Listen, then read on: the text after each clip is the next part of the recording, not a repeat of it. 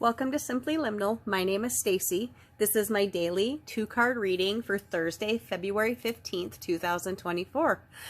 And even though February is a short month, we are already halfway through it. We'd be halfway through it whether it was a long month or a short month. It's kind of crazy how things go. So this is a new week for us, and we are starting with a new deck. I'll talk about that in a second. I just want to say that I believe that liminal spaces are mystical transition spaces where we're open to messages from spirit, from our divine creator. And I believe that oracle cards are a simple way for those messages to come through for us to ask for guidance and be given it.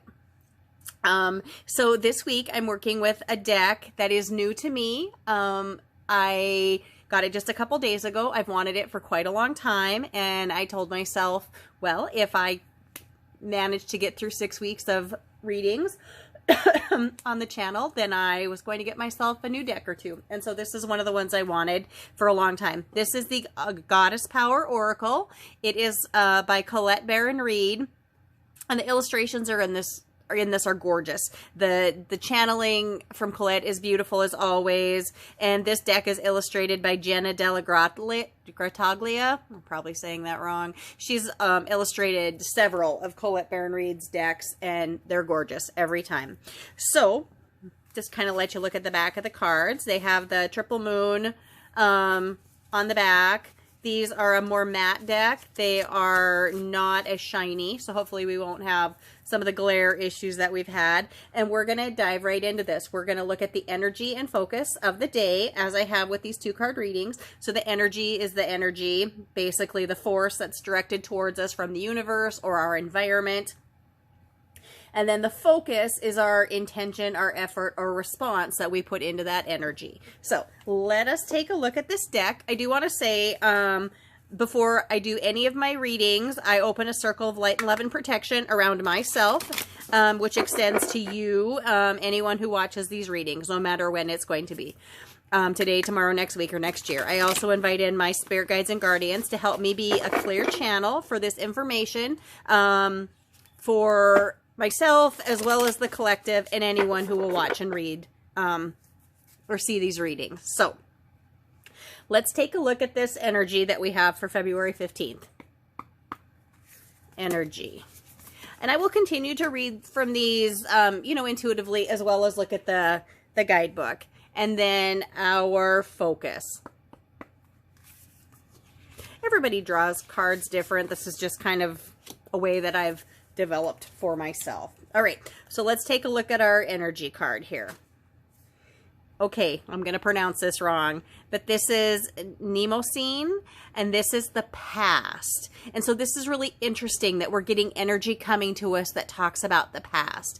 Sometimes the past needs to be shed. Sometimes the past pops back up to remind us of something about who we are or what we've done or who we're becoming. And sometimes the past is there kind of to prick us a little bit and, remind us of the things that we maybe didn't do so well so we can do things again, better again.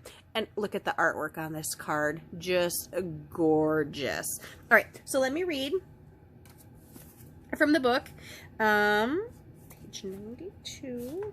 Let me just get to where we need to be. So, Mnemosyne is the past. And the empowerment message, these cards are designed to be read with an empowerment message if they come up upright, or if they are inverted, which this one is not, with an alignment message. But this is empowerment for us. So, there are certain moments within your personal history that hold great treasure for you now.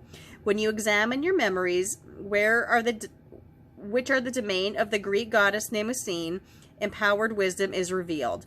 The lessons you find are like sacred talismans, contained within your life like fossils in amber.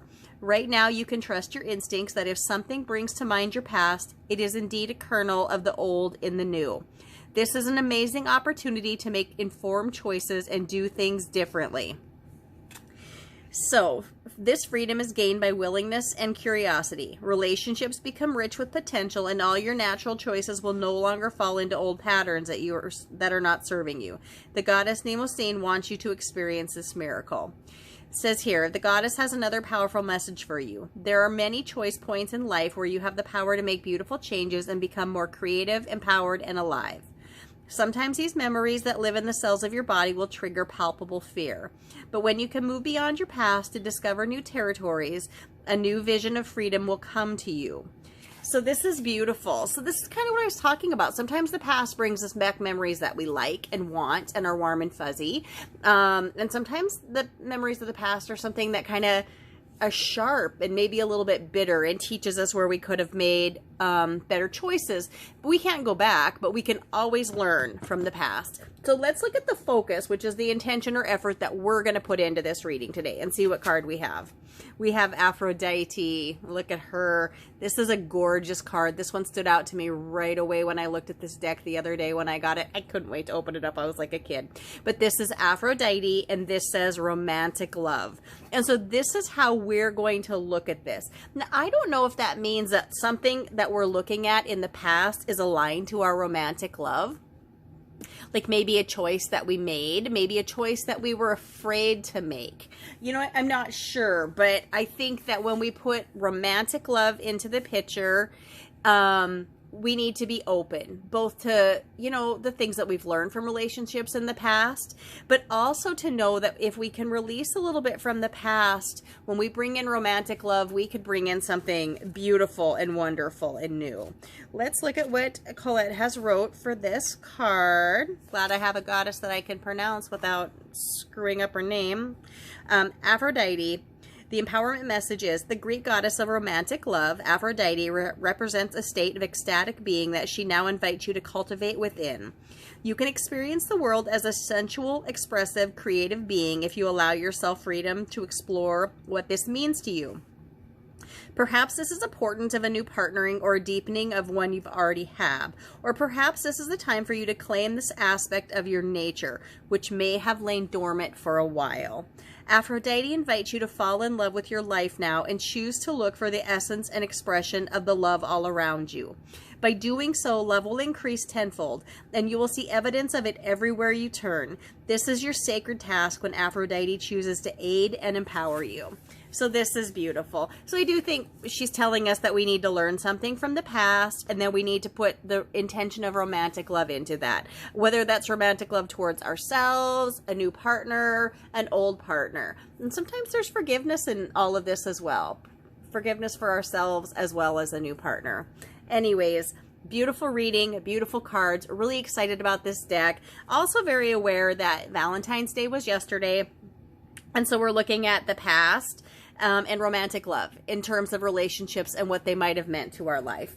I hope you found this reading helpful. I hope you connected with it in some way. I would love to hear any comments that you have. Please like, please subscribe, please share, and I will see you for the next reading. My name is Stacy. Thank you for visiting Simply Liminal with me.